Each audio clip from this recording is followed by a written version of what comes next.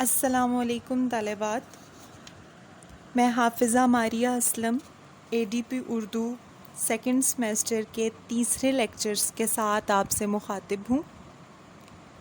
آج ہم مرزا غالب کی ایک غزل پڑھیں گے۔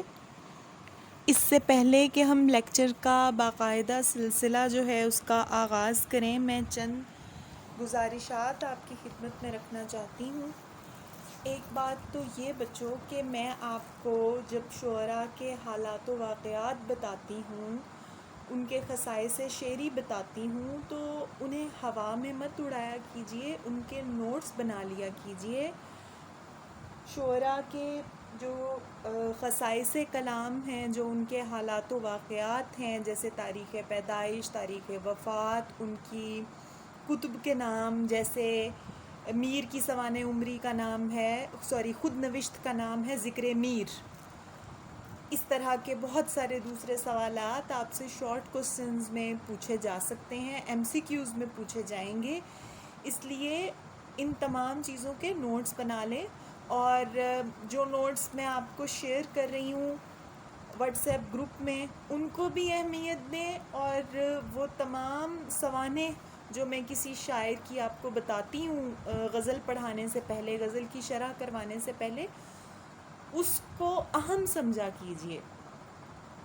ایک تو یہ بات مجھے آپ کو بتانا تھی کہ ایسا نہ ہو جب آپ کا پیپر آپ کے سامنے آئے تو آپ یہ سمجھیں کہ ہاں جی ہمیں بتائی تو گئی تھی چیزیں لیکن ہم نے ان پر توجہ نہیں دی۔ تو برائے مہربانی آپ اپنے نوٹس بنانا شروع کر دیں شارٹ کوسچنز کے، تاکہ آپ کو پیپر کی تیاری میں آسانی ہو۔ پچھلے 2 لیکچرز میں ہم نے میر تقی میر کی شامل نصاب غزل پڑھی۔ آج ہم مرزا غالب کی غزل پڑھیں گے، اور آج کا لیکچر جو ہے وہ میرے لیے بھی بڑی دلچسپی کا باعث ہے، کیونکہ مرزا غالب میرے پسندیدہ شاعر ہیں۔ سب سے پہلے میں آپ کو غالب کا مختصر تعارف کراتی چلوں، اور ان کے خصائص شعری سے آپ کو شناسا کرا دوں، تاکہ غزل کو سمجھنے میں، غزل کی شرح سمجھنے میں آسانی ہو۔ مرزا غالب کسی تعارف کے محتاج نہیں ہیں، آپ لوگوں نے بچپن ہی سے ان کا نام سن رکھا ہوگا۔ ان کا اصل نام تھا مرزا اسد اللہ خان غالب۔ 27 دسمبر 1797 کو آگرہ میں پیدا ہوئے۔ ان کے والد کا نام مرزا عبداللہ بیگ اور چچا کا نام مرزا نصر اللہ بیگ تھا۔ غالب بچپن ہی میں یتیم ہو گئے، چنانچہ ان کی پرورش ان کے چچا نے کی۔ 8 سال کی عمر میں چچا بھی انتقال کر گئے۔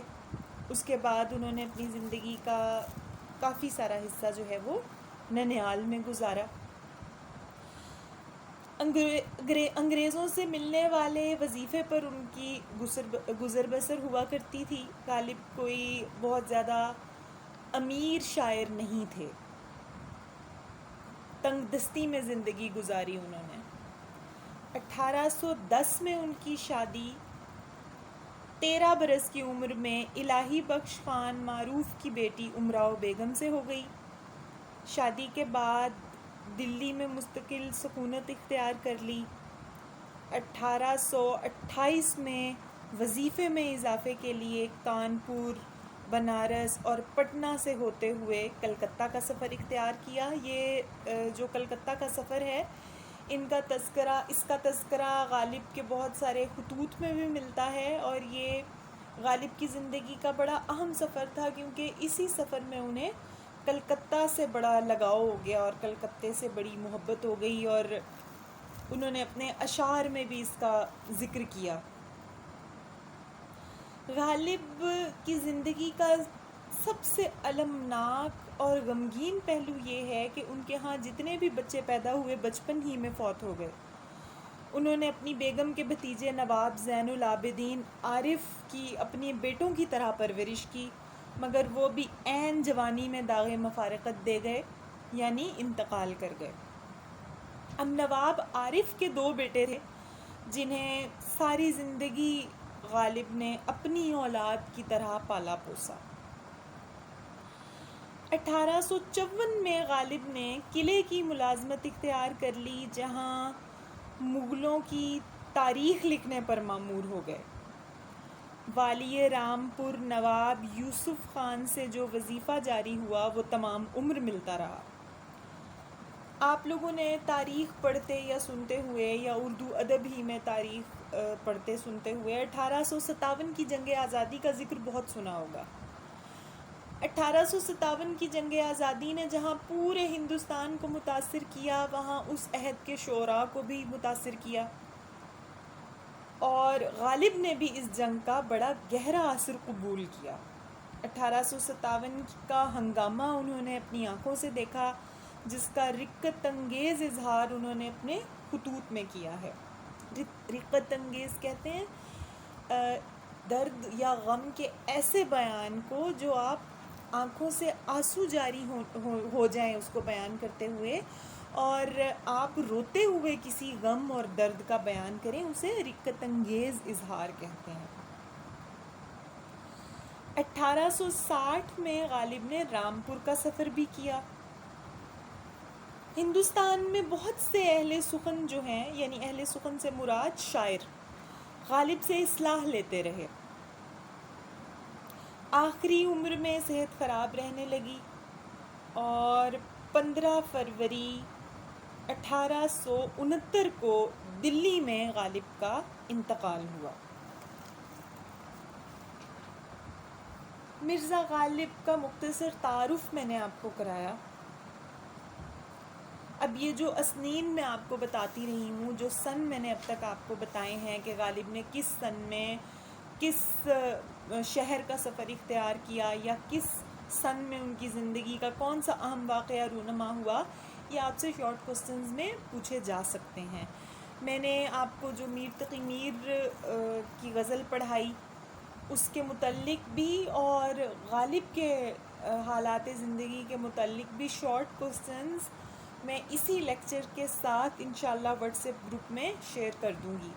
ایک اور گزارش مجھے آپ سے کرنا تھی کہ وہ اسٹوڈنٹس جو واٹس ایپ گروپ میں شامل نہیں ہیں وہ کسی طور مجھ سے رابطہ کریں تاکہ میں انہیں واٹس ایپ گروپ میں شامل کر لوں۔ ہم غالب کی خصائص شعری پر بات کر رہے تھے۔ غالب کے کلام میں نا جو سب سے بڑی اہم چیز ہے جو غالب کو سب سے منفرد شاعر بناتی ہے وہ ہے ان کی ندرت خیال۔ اب ندرت خیال کا کیا مطلب ہے؟ ندرت نادر سے نکلا ہے، یعنی اچھوتا، منفرد۔ غالب کے ہاں جو نفس مضمون باندھا گیا وہ باقی شعراء سے یکسر مختلف تھا، یعنی غالب سے پہلے غزل کی جو روایت تھی اس میں لگے بندھے مضمون فارسی مضامین چلتے چلے آ رہے تھے، جس میں گل و بلبل کے ترانے اور محبوب کی ایک ہی طرح سے تعریف کا انداز، اور اس میں کوئی نیا پہلو نہیں تھا۔ لیکن غالب نے اگر عشق اور محبت کی بات کی یا محبوب کی تعریف بھی کی تو اس میں وہ نئے پیرائے لے کر آئے، انہوں نے نئے انداز وضع کیے جو ان سے پہلے کسی شاعر کے ہاں موجود نہیں تھے۔ اور اس سے بھی بڑی بات یہ ہے کہ آج تک، اب 2021 میں بیٹھ کر ہم غالب کو پڑھیں، آج بھی جو شعر کہنے والے لوگ ہیں ان کو غالب کا سا انداز نصیب نہیں ہوتا۔ کوئی جدت ترازی اور جدت پسندی، جدت عزام ادا میں جتنا ہی آگے کیوں نہ نکل جائے، وہ غالب کی جو ندرت خیال ہے اس کو نہیں پا سکتا۔ یہی وجہ ہے، یہی ایک خاص وصف ہے جو غالب کو غالب بناتی ہے۔ ایک دوسری بڑی بات ان کے کلام میں آپ کو یہ دیکھنے کو ملے گی کہ انہوں نے صرف عشق، عاشقی، محبوب کی تعریف، محبوب کے ہجر وصال اور فراق کی باتیں اپنے کلام میں نہیں کیں، بلکہ زندگی کے ایسے ایسے فلسفیانہ پہلو بیان کیے جن پر آج بھی بات ہو رہی ہے، اور ان کے بے شمار اشعار ایسے ہیں کہ جن میں معنویت کی پرتیں کھلتی چلی جا رہی ہیں، اور آج بھی لوگ ان کو نئے نئے ڈھنگ سے سیکھنے، سمجھنے، سمجھانے اور اس پر بات کرنے کی کوشش کر رہے ہیں۔ یہ کوئی چھوٹی بات نہیں ہے کہ ایک ایسا شاعر جو کہ 1869 میں فوت ہو گیا تھا، آج بھی ہم اس کے کلام کو نیا کلام محسوس کرتے ہیں۔ آج بھی ہمیں ایسے لگتا ہے کہ غالب نے جو باتیں اپنے کلام میں کہہ دی ہیں، اپنی شاعری میں کہہ دی ہیں، وہ شاید آج کا پڑھا لکھا اور جدید طرز زندگی سے واقف شاعر بھی نہیں کہہ سکتا۔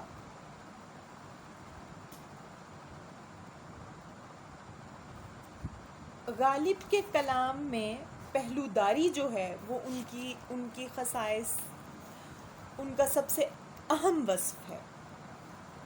پہلوداری سے کیا مراد ہے؟ میں نے آپ کو میر کی غزل پڑھاتے ہوئے بھی بتایا تھا کہ جب ہم یہ کہیں گے کہ کسی شاعر کے کلام میں پہلوداری کا عنصر موجود ہے، تو اس کا مطلب یہ ہوگا کہ اس کے اشعار سے، اس کے کسی ایک شعر سے یا بہت سارے اشعار سے دو یا دو سے زائد یا اس سے بھی کہیں زیادہ مطلب اخذ کیے جا سکتے ہیں۔ یعنی شعر کو دو یا تین طرح پڑھنے سے، دو یا تین انداز میں پڑھنے سے دو یا تین نئے معنی اس میں سے وضع ہوتے، اس میں سے نکلتے نظر آتے ہیں۔ اس کو کہیں گے کلام کی پہلوداری۔ مرزا غالب نے تمام عمر اپنی فارسی شاعری پر فخر کیا، یعنی وہ اپنی فارسی شاعری پر نازاں رہے۔ ظاہر ہے کہ اس دور میں فارسی زبان کو ایک بہت بڑا مقام اور مرتبہ حاصل تھا۔ اردو زبان تو ابھی پنگھوڑے میں جھول رہی تھی، یعنی اردو زبان ابھی صحیح طریقے سے ارتقاء کے مراحل بھی طے نہیں کر پائی تھی، تو اس لیے غالب کو فارسی کلام پر بڑا فخر تھا کہ انہوں نے فارسی زبان میں شعر کہے ہیں، اور وہ اس پر بڑے نازاں تھے اور اس کو اپنا بہت بڑا وصف سمجھتے رہے زندگی بھر۔ اپنے اردو کلام کو وہ برملا بے رنگ قرار دیتے رہے، لیکن بالآخر ان کی عظمت اور شہرت کا سبب بننے والا ان کا اردو کلام ہی ہے، یعنی اردو شاعری ہی کی وجہ سے غالب کو جانا اور پہچانا جاتا ہے۔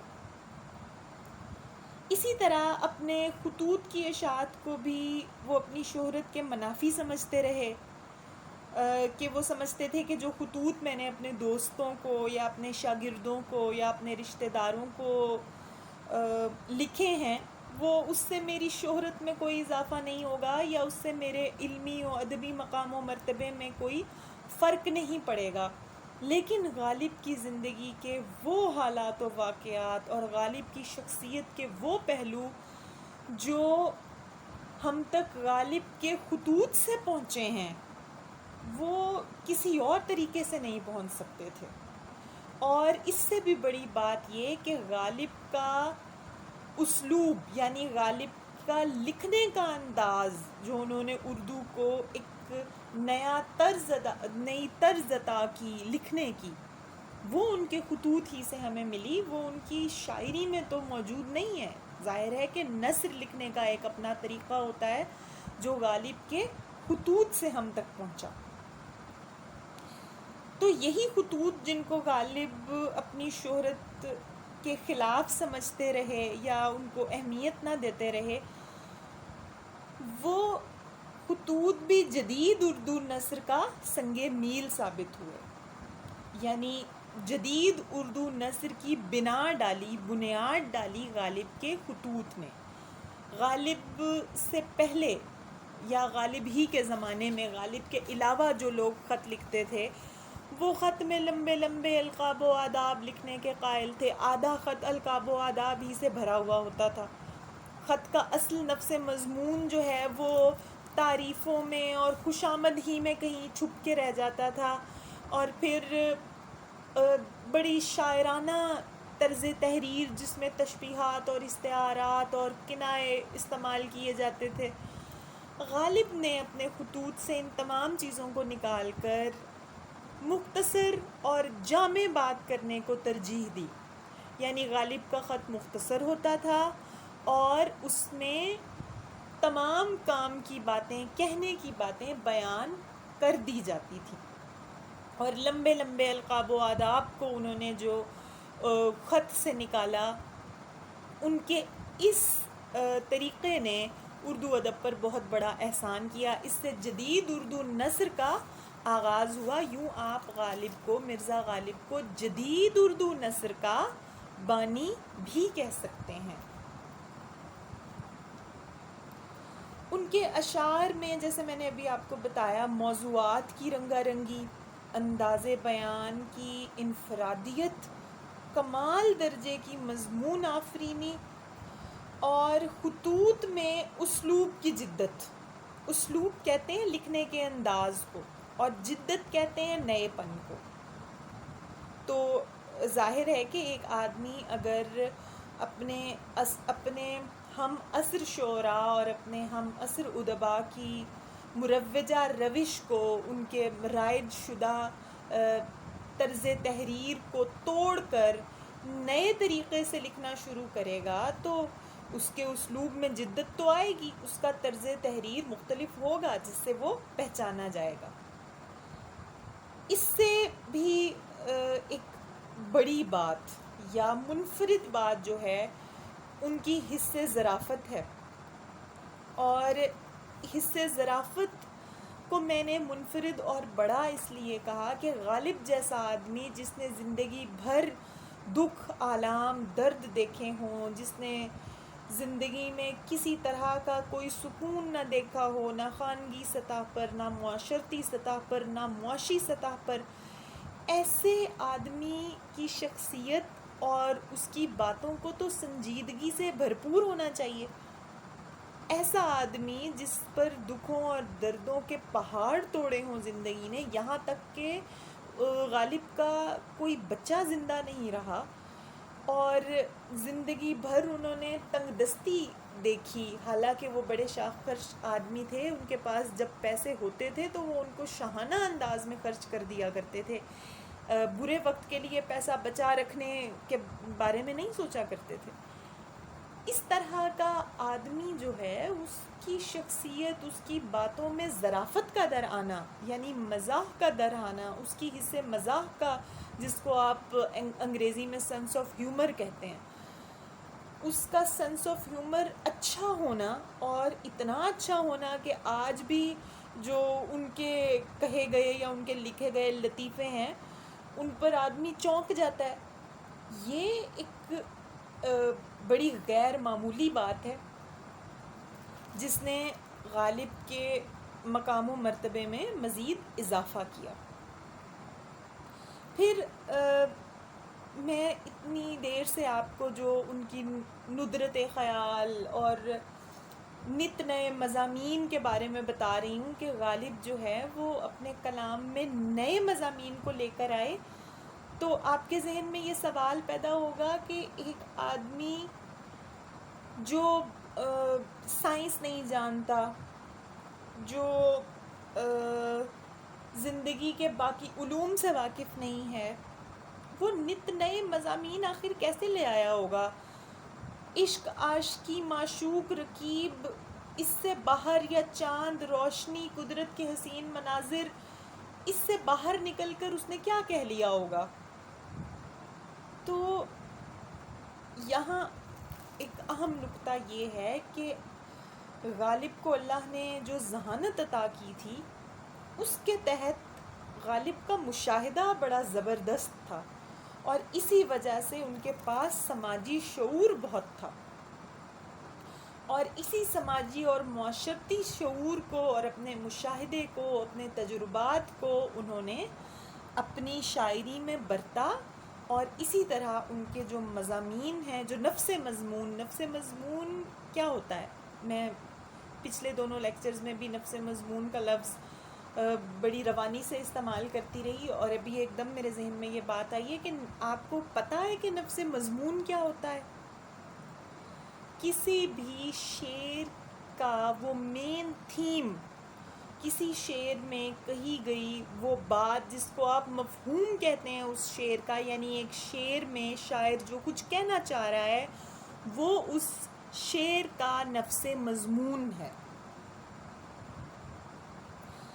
اب غالب کی یہ جو عظمت ہے اور غالب کا یہ جو اردو شاعری میں مقام اور مرتبہ ہے، اس کو مد نظر رکھتے ہوئے ایک بہت بڑے نقاد رشید احمد صدیقی نے کہا تھا کہ اگر کوئی مجھ سے پوچھے کہ مغلیہ سلطنت نے ہندوستان کو کیا دیا تو میں 3 چیزوں کے نام لوں گا: تاج محل، اردو اور غالب۔ غالب نے اپنے بارے میں ایک شعر کہا تھا: غالب خستہ کے بغیر کون سے کام بند ہیں، روئیے زار زار کیا کیجیے ہائے ہائے کیوں۔ مطلب یہ کہ غالب جیسا خستہ حال، شکستہ حال، زبوں حال، پریشان حال آدمی جو ہے وہ دنیا کو واقف دے ہی کیا سکتا ہے۔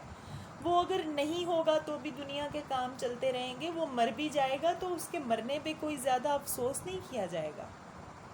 لیکن غالب کو خراج تحسین پیش کرتے ہوئے غالب کے اسی شعر کو ایک شاعر جعفر بلوچ نے یوں کہا: غالب خستہ کے بغیر سارے ہی کام بند ہیں، روئیے زار زار بھی کیجیے ہائے ہائے بھی۔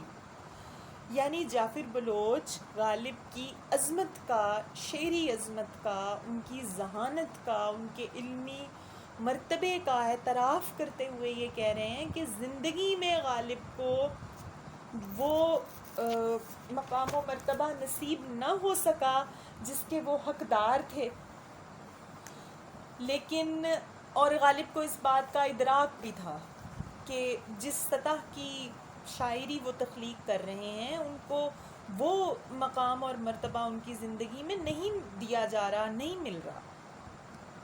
اب جعفر بلوچ نے جو غالب ہی کے شعر میں تبدیلی کر کے ایک بڑا خوبصورت شعر خراج تحسین پیش کرتے ہوئے کہا، اس کا مطلب یہی ہے کہ ہمیں اب بھی غالب کی عظمت کا وہ اندازہ نہیں ہو سکا کہ جس کے وہ حامل تھے، اس لیے غالب کے بغیر اردو شاعری کو بہت بڑا نقصان پہنچا ہے اور پہنچ رہا ہے، اور اس پر ہم افسوس کرتے رہیں گے کہ غالب جیسے شاعر کو اس کی زندگی میں صحیح مقام اور مرتبہ نہیں مل سکا۔ اب غالب کے جو تعارف اور حالات و واقعات کا حصہ ہے اس کو کلوز کرتے ہوئے میں آپ کو غالب کی تصانیف کے نام بتا دیتی ہوں۔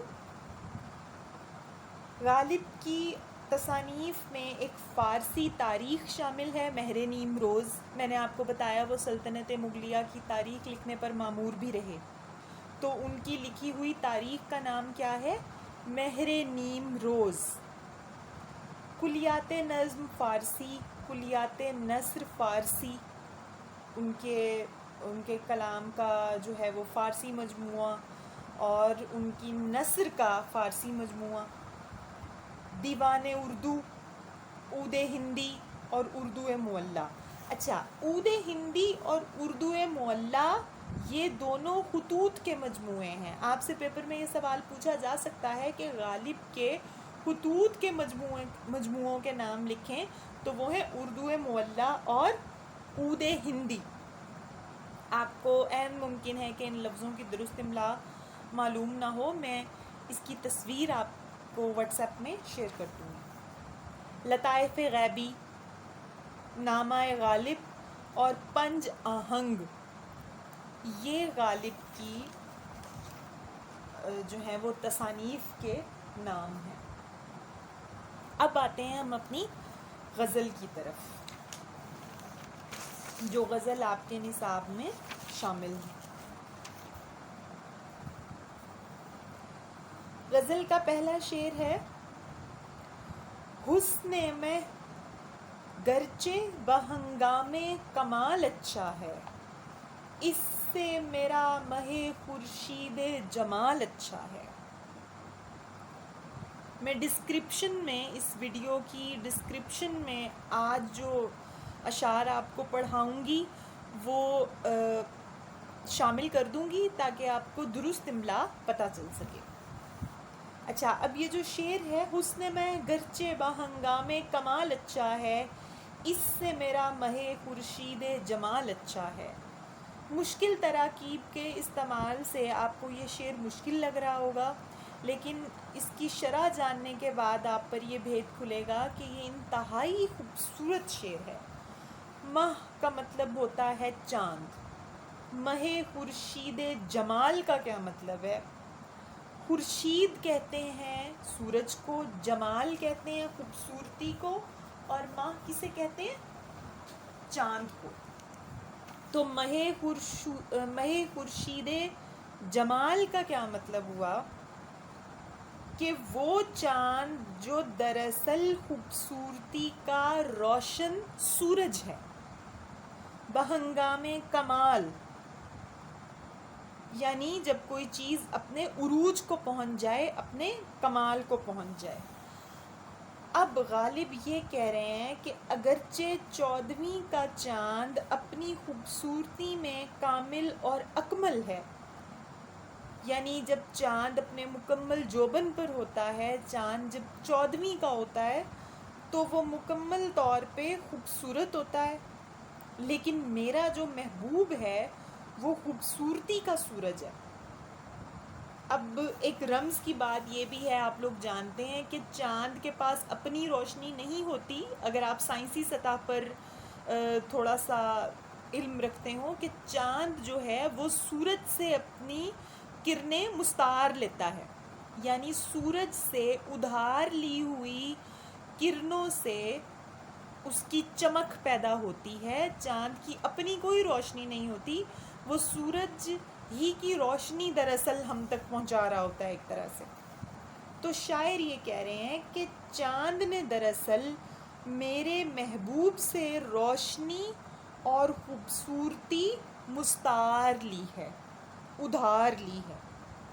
یوں سورج جو ہے وہ، یعنی سورج سے مراد کیا؟ سورج سے مراد ہے شاعر کا محبوب۔ سورج یعنی محبوب آسمان پر چمکنے والے چاند سے کہیں بہتر ہے۔ غالب یہ کہہ رہے ہیں کہ وہ چاند جس کی خوبصورتی کی پوری دنیا دیوانی ہے، میں مانتا ہوں کہ جب وہ اپنے مکمل جوبن پر ہوتا ہے، وہ اپنی خوبصورتی میں کاملیت اختیار کیے ہوئے ہوتا ہے، یعنی جب وہ 14ویں کا چاند بن جاتا ہے۔